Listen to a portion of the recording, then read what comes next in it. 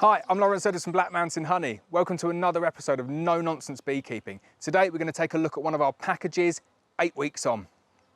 So I think it's really kind of important to give you these updates to show you the status of nukes and packages as they move throughout the season. Gives you an idea of what to expect and what's possible. So it is completely and utterly weather dependent though. So don't think if you get a package at the same time of year as I've got it, it will end up like this colony. I've got other packages that aren't anywhere near as strong as this. This is definitely one of the best performers, but it's a nice to give you an idea of what is possible with these packages. So I'm just going to give you a look inside. They're really nice, gentle bees, really prolific. They're absolutely loving the weather that we're getting at the moment.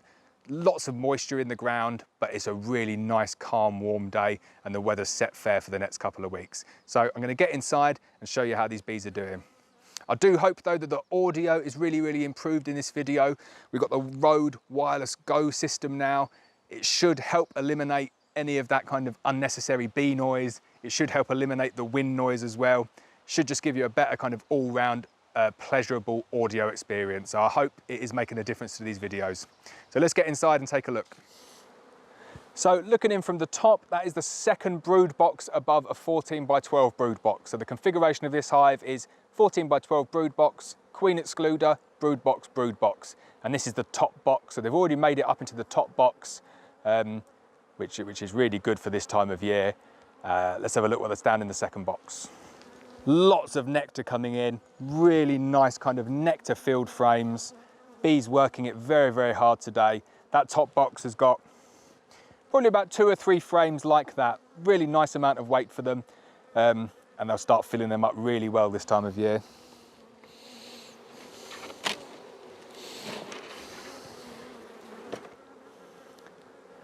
So then the next box down, probably about 6 or 7 frames on there. You can see I like to kind of double up on the supers or the additional boxes above the queen excluder here. It gives them additional space and suppresses that urge to swarm. I don't like to wait until the box is full before I add the next one. Although they do a bit of tunneling upwards, I'll wait until these 2 boxes are full now before adding any further boxes. Just my method and the way that I like to work it. But these centre frames here, really heavy, full of nectar.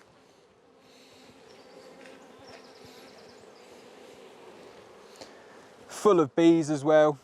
Like you could argue you could probably squeeze all of these into one top brood box. And I know people would do it that way round.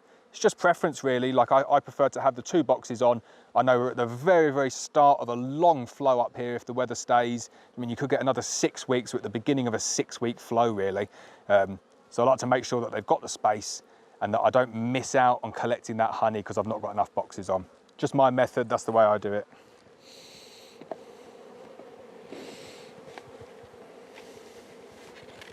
You'll notice the spacing that I'm using here. So this is a Swienti brood box, takes 10 frames and a bit. Really annoying internal spacing on a Swienti brood box. But I've got 8 Hoffman DN4 frames in there and I've got them evenly spread. And then that way they'll draw out those frames nice and fat for my uncapping machine. I find that's the limit, 8 frames in a 10 frame box for me. Definitely can't go any lower than that. Some of the bees, I have to go to 9 frames because they just intent on just sticking stuff in the middle. But these bees seem quite happy to work on this spacing. So just kind of let your bees judge what spacing you use. And then we're down to the brood box. Pretty much full in here. I've had to take out a couple of frames and go and boost some other colonies with this one because they've packed it out wall to wall. And I've just done that to help them not swarm. And I've got other colonies that could use the boost as well. So I've just taken, I think, 1 or 2 frames of full brood out of this one and gone and boosted up some other colonies.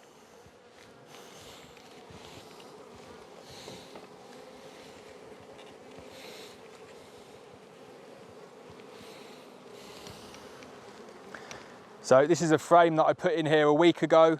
They've nearly drawn out that backside, but this side here, they've already started to fill that with stores. So sign of a really strong colony. Then the same with that one. That was only added in a week ago. Completely drawn it out already and laid it up with eggs.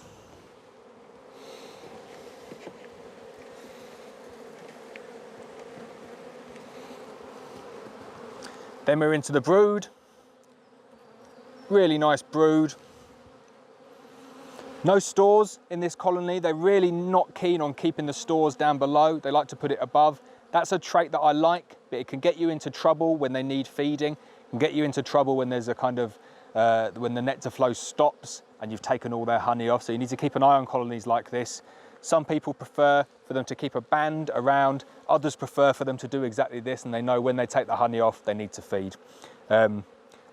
Personally, I like them not putting the stores down in the brood box. I like to keep it above the queen excluder, and then I know where I stand and I can feed them accordingly.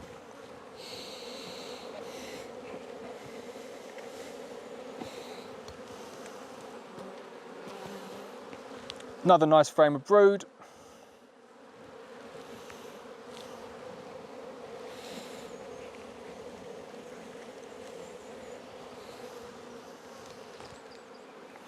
Again, really nice frame of brood.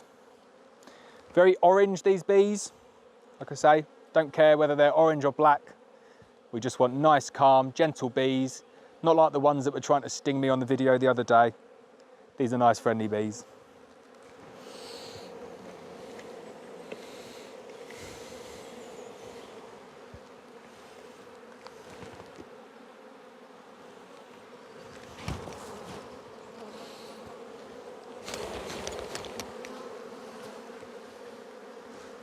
Really nice pattern. Missed a few cells out, but you know what I mean? You're not going to get the perfect brood pattern every time. And to be honest, as long as they're kind of filling up the majority of the cells, that's fine. They've put a bit more nectar around the ring in this one, but no pollen stored down there. But like, there's so many things that you can look for in a colony. Perfect brood pattern's only one of them. This is a really nice, good, strong colony, and I think it's going to give me a good harvest at the end of the year.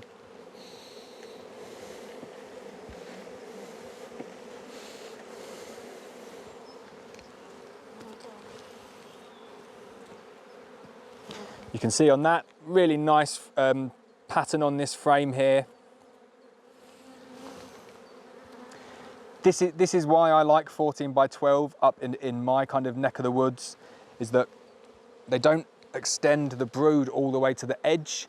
And sure, kind of in the middle of the summer they will, but towards the end of the year, they're going to kind of restrict or constrict that brood area down, and then the brood box gives them the space to do that as well.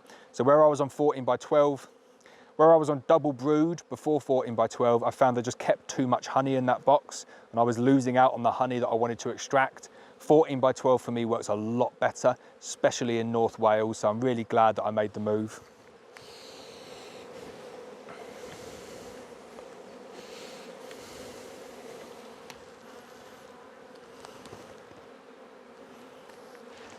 There's the queen, Ginger Ninja, 2020 mated buckfast from a very well respected bee farmer. Really, really happy with the queens that I've got from him this year. As you can see, nice calm bees, no running on the frame, good brood pattern, really good at collecting honey. We'll see how they overwinter.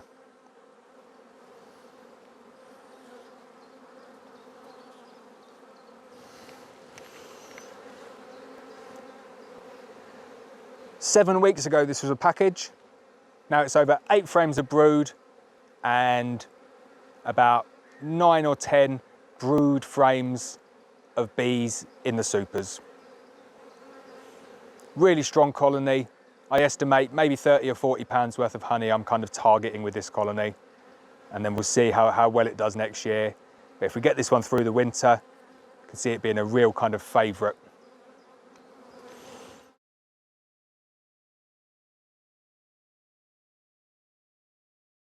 So that's it, we've come to the end of the video. As you can see, I'm in my BB Wear Ultra Wear suit.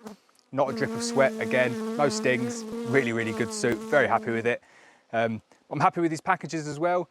I think it's pretty much exactly 8 weeks since I installed that package, and for it to be on 8 frames of 14 by 12 brood, and to have bees up in the supers the way that it does, and to have kind of, and to be so prolific is a really, really good sign. Like I say, I think it's important for me to show you the various stages of these packages, just so you can kind of get an appreciation of what's possible with these bees. I see a lot of people say you want local mongrels, you want a kind of locally adapted bee. And I get that, and I get the reasons for people wanting that locally adapted bee, but I don't think locally adapted bees could do what these bees do in terms of the honey foraging capacity. I'm yet to see it, and I think it is very much dependent on kind of where you are in the country as well. Round here, I catch swarms, and I'm lucky if I get a super from them at the end of the year, whereas the buckfast, much better at going out and gathering honey. The local swarms that I catch are definitely better at overwintering. So in terms of actually surviving, locally adapted bee every time. Probably a little bit better in terms of disease resistance as well, but I can treat my colonies for disease. I can treat them for the impacts of varroa. So I like to kind of do that, and a lot of bee farmers do that as well. So I hope you've enjoyed the video. Really love that colony. Like, it's a nice, gentle, chilled, calm colony, covering loads of frames, nice, good looking bees. They're catching the honey for me, which is always good. So please hit the subscribe button. Please hit the bell so you're notified of every video, and I'll see you next time.